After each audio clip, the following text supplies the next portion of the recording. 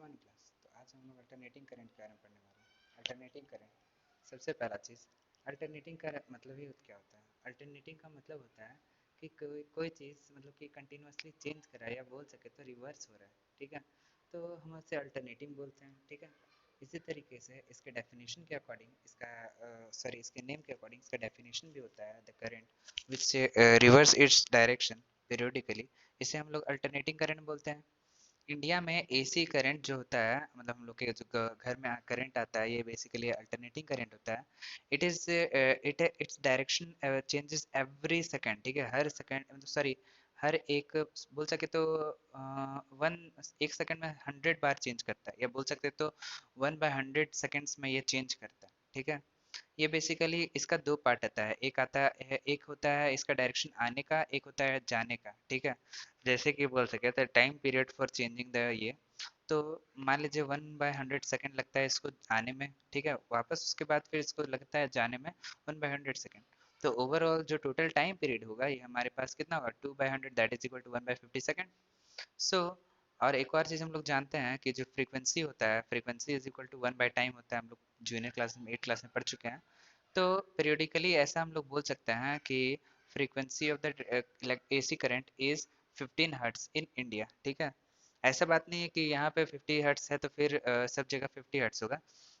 ये चेंज करता है, वैरी करता है उसके टेक्नोलॉजी, एडवांसमेंट ऑफ टेक्नोलॉजी के हिसाब से, ठीक है। तो हम लोग यहाँ पे ये देखते हैं कि एडवांटेज एसी का क्या है, ठीक है। तो एडवांटेज एसी का ये है कि it can be transmitted over long distance without any much of loss of energy. तो होता क्या है कि एनर्जी ट्रांसमिशन के समय एसी करंट बहुत दूर तक ट्रैवल करता है, और जब ये ट्रैवल करता है इस समय कोई भी तो नहीं बोल सकते बहुत ही कम अमाउंट ऑफ एनर्जी जो होता है वो डिसिपेट होता है। दैट इज वाई ये क्या बोलते हैं, बहुत ही ज़्यादा यूज होता है। अच्छा, डिसएडवांटेज क्या है। एसी करंट इतना ज़्यादा हाई पावर्ड होता है कि हम इसको स्टोर नहीं कर सकते हैं, हम लोग स्टोर करना इसका बहुत ही ज़्यादा मुश्किल होता है। वही जो डायरेक्ट करंट का देखते हैं, यानी डीसी करंट। डीसी करंट होता है जैसे कि बैटरी वगैरह होता है, ये सारा कुछ। तो यहाँ पे जो करंट होता है ये यूनि डायरेक्शनल होता है, यानी द करंट जो होता है ये कैनॉट बी रिवर्स्ड, ये रिवर्स नहीं किया जा सकता। DC current can be store, क्योंकि इसका वैल्यू थोड़ा कम होता है तो इसको हम लोग स्टोर कर सकते हैं। Loss of energy during the transmitter transmission over long distance is high. अब होता क्या है कि इसको बहुत ज़्यादा एनर्जी ट्रांसमिट होता है, तो इसके कारण क्या होता है कि बहुत दूर तक ट्रैवल करना ये चीज़ इसके लिए पॉसिबल नहीं होता है। एंड हेंस क्या होता है, बहुत ही ज़्यादा कॉस्ट इसका, जब मान लीजिए अगर हम डीसी करंट में करते हैं तो ओवर लॉन्ग डिस्टेंस अगर ट्रैवल करवाते हैं तो उसका जो कॉस्ट पड़ता है वो बहुत ही ज़्यादा हो जाएगा। Hence the source of DC, वो डीसी करंट क्या क्या हो सकता है, सेल हो सकता है, बैटरी हो सकता है, स्टोरेज सेल होता है, मतलब जहाँ जहाँ हम लोग स्टोर करके एनर्जी रख सकते हैं। लाइक डोमेस्टिक इलेक्ट्रिक सर्किट क्या होता है, या डोमेस्टिक इलेक्ट्रिक करंट। तो there are three kinds of wire used in our house. हम लोग के घर में देखते हो आप, तीन तरीके के वायर होते हैं। जैसे तीन प्लग होते हैं ना हमारे घर में, ठीक है। तो इस तरीके से इसमें आता है आपका, सबसे पहला होता है लाइव वायर, जिसको पॉजिटिव भी बोलते हैं। पॉजिटिव एक्चुअली होता है वो रेड कलर या एक से इंडिकेट होता है, मतलब न्यूली एडवांस्ड में red colour black colour use करते हैं। पहले आप देखे हो येलो कलर ब्लू कलर, तो वहाँ पे भी इस तरीके होता है, तो वहाँ ब्लू कलर में होता था लाइव वायर, अभी तो रेड कलर में यूज होता है। लाइक वाइज तो ये कोडिंग होता है जो कि इसको यूज किया था। इसके बाद सेकंड वायर जो होता है ये होता है न्यूट्रल वायर, जो कि नेगेटिव होता है। नेगेटिव मतलब सेकंड वाला जो होता है इसमें से करंट बैक जाता है। तो यहाँ पे होता क्या है कि इसका जो कलर कोटिंग होता है ये ब्लैक कलर का होता है, और पहले होता था ब्लू और येलो बोल रहे थे ना, तो उसमें येलो कलर का कोटिंग होता था। वही चीज आता है आपका अर्थिंग का, तो अर्थिंग का कलर ग्रीन कलर का होता है। और ये वो मोटा वाला मतलब कि पिन होता है, जैसे हम लोग देखते हैं ना कि कोई भी प्लग होता है, 3 पिन होता है, तो नीचे में 2 पिन रहता है, ऊपर में एक मोटा वाला पिन रहता है। जो ऊपर वो मोटा वाला पिन रहता है that is a insulating wire and earthing, जो कि डायरेक्ट कनेक्टेड होता है जमीन के अंदर से। एंड ये करता क्या है, ये बेसिकली जो एक्स्ट्रा करंट होता है इसको जमीन के अंदर ड्रॉ कर देता है, सो दैट हम लोग को इलेक्ट्रिक शॉक वगैरह ना लगे। Potential difference between the live wire and neutral wire in India is 220 volt. मतलब हम लोग जानते हैं कि अभी हम लोग जितना भी इलेक्ट्रिकल अप्लायंसेस देखते हैं ये सारे में लिखा रहता है दिस, यानी वोल्टेज लिखा रहता है प्लस उसका वोल्टेज लिखा रहता है। वोल्टेज हमेशा आप देखिएगा 220 वोल्ट ही रहता है, क्योंकि इंडिया में 220 वोल्ट ही होता है जो कि हम लोग का पावर सप्लाई होता है। हम लोग के घर में सप्लाई कुछ इस तरीके से रहता है, जैसे पोल रहता है, पोल से मेन सप्लाई में जाता है करंट, फिर फ्यूज से होते होते इलेक्ट्रिसिटी मीटर में आता है, फिर डिस्ट्रीब्यूशन बॉक्स तक जाता है टू सेपरेट द इलेक्ट्रिसिटी। तो कुछ इस तरीके से हमारे घर में जो इलेक्ट्रिक सप्लाई होता है ये ट्रैवल करता है, ठीक है। यहाँ पे आप समझ सकते हो, यहाँ पे ये जो फ्यूज है इसका बहुत ही ज़्यादा मेजर रोल है, ठीक है, जिसके बारे में हम लोग आगे देखेंगे कि ये फ्यूज होता है क्या है। सबसे पहले हम लोग अर्थ वायर के बारे में थोड़ा और डिटेल में देख लें। तो it protect us from the electric shock in case of leakage of the current, especially in the metallic body appliances। जैसे आप देखते हैं फ्रिज वगैरह हम लोग यूज करते हैं, वॉशिंग मशीन यूज करते हैं, ये सब का बॉडी जो होता है ये मेटालिक होता है। तो मेटालिक होता है तो सिंपल सा बात है, अगर हम इसको टच करेंगे तो ये हम लोग को बहुत ही गंदा शॉक देगा। It provide a low resistance path for current in case of the leakage of current, ठीक है।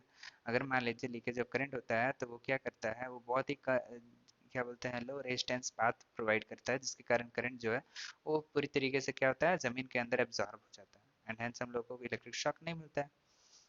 इससे रिलेटेड हम लोगों को कुछ प्रॉब्लम्स भी देखने को मिलता है, मतलब करंट से रिलेटेड प्रॉब्लम्स जो कि हम लोग के घर में डेली लाइफ में लोग देखते ही रहते हैं।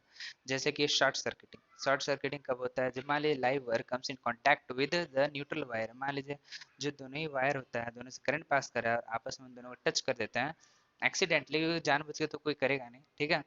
तो अगर मान लीजिए ऐसा होता है तो क्या होता है ना कि बहुत ही ज़्यादा हाई रेजिस्टेंस वैल्यू आता है। अब वायर पूरा जलने लगता है, बहुत ही ज़्यादा हीट होने के बाद वो बहुत ही ज़्यादा जलने लगता है। एंड हेंस हम लोग को देखने को क्या मिलता है, हम लोग को लगता है वो शॉर्ट सर्किटिंग हो जाता है। अब कोई सर्किट वगैरह मान लीजिए कुछ इससे रिलेटेड है, कोई चीज़ है तो वो ब्लास्ट कर सकता है, ठीक है। The resistance of the circuit becomes low which can result in overloading.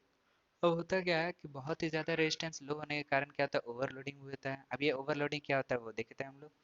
When the current draw is more than the current carrying capacity of the conductor, it result in overloading। आप देखते हो कोई चीज़ से, कोई किसी चीज़ को हम लोग यूज़ कर रहे हैं और उससे रिलेटेड या फिर बोले उससे ज़्यादा अगर मान लीजिए उसका ये यूज़ हो रहा है, तो होता क्या है, जो मतलब कि एक्चुअली में जो हम लोग का करंट होता है ये बहुत ही ज़्यादा हीट हो जाता है, जो डिवाइस होता है बहुत ही ज़्यादा हीट हो जाता है।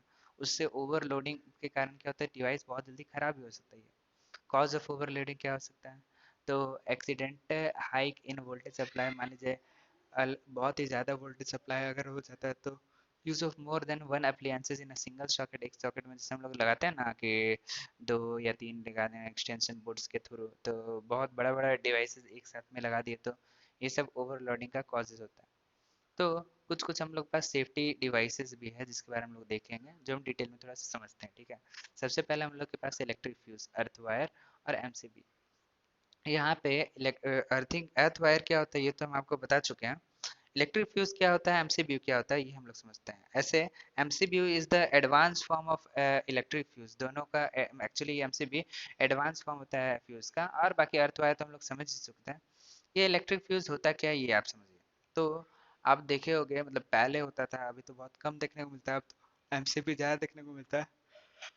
एमसीबी देखिए या कहीं पे मतलब आपके घर के बाहर में, मतलब कि थोड़ा सा छोटा एक बोर्ड टाइप का लगा हुआ रहेगा, ठीक है, जो ऑटोमेटिकली ओवर करंट होने के बाद वो स्विच ऑफ हो जाता है, उसके बाद फिर ऑन हो जाता है, ठीक है। ये बेसिकली ये क्या बोलते हैं, एमसीबी का काम होता है। इसका फुल फॉर्म होता है मिनिएचर सर्किट ब्रेकर। जो करता क्या है, सर्किट को ब्रेक करता है सो दैट करंट पास ना करे। सिमिलरली फ्यूज भी काम करता है। फ्यूज करता क्या है, तो वो करता क्या है, जब मान लीजिए किसी चीज़ का ज़रूरत होता है, मतलब ओवरलोडिंग मान लीजिए हो जाता है या बहुत ही ज़्यादा करंट एक्सेसिव अमाउंट में आने लगता है, तो वो करता क्या है, बीच में सर्किट ब्रेक कर देता है, एंड हेंस जो करंट होता है एक्स्ट्रा करंट अंदर नहीं जाता है, ताकि वो डिवाइस खराब ना हो जाए। इसको हम आपको कुछ इस तरीके से समझा देते हैं कि मान लीजिए ऐसा होता है, एक वायर है, इसके साथ हमारा फ्यूज लगा हुआ है, ठीक है। चलिए एक बार फ्यूज हम ना लगाते हैं, ठीक है। एक वायर है, इसके साथ मेरे पास कुछ कुछ डिवाइसेस लगा हुआ है।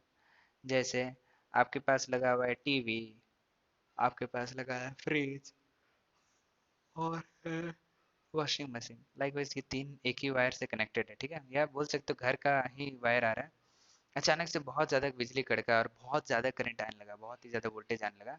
तो मान लीजिए आपका टीवी खराब होता है तो कितना रुपया लगेगा, मान लीजिए लग रहा है 2,000 रुपया, सबसे कम बता रहे हैं। फ्रिज में लग रहा है आपका मान लीजिए 1,000 रुपया खराब हो गया। वॉशिंग मशीन में लग गया 500 रुपया। तो आप ओवरऑल कैलकुलेट करोगे ना तो 3,500, इतना रुपीज़ आपका खर्चा रहे। अगर मान लीजिए हम बीच में लगा दिए फ्यूज़, तो फ्यूज़ का ऐसे सिंबल कुछ इस तरीके का होता है, ऐसे। तो अगर मान लीजिए हम लगा दिए फ्यूज, तो होता क्या है कि अगर एक्स्ट्रा करंट यहाँ पे आता है तो ये क्या करेगा, इसके अंदर का जो मेटल होता है वो मेल्ट कर जाएगा। और मेल्ट कर जाएगा तो क्या होगा, सर्किट ब्रेक कर देगा और अंदर में एक्स्ट्रा करंट को नहीं पास होने देगा। और हम लोग का जो ओवरऑल जो एक्स्ट्रा सप्लाई है ये नॉर्मल रहेगा।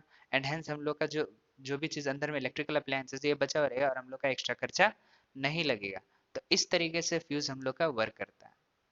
तो ये चैप्टर हम लोग का हो गया है ख़त्म। आई होप आज का क्लास आपको समझ आया होगा और हम लोग नेक्स्ट क्लास में नेक्स्ट चैप्टर को डिस्कस करेंगे।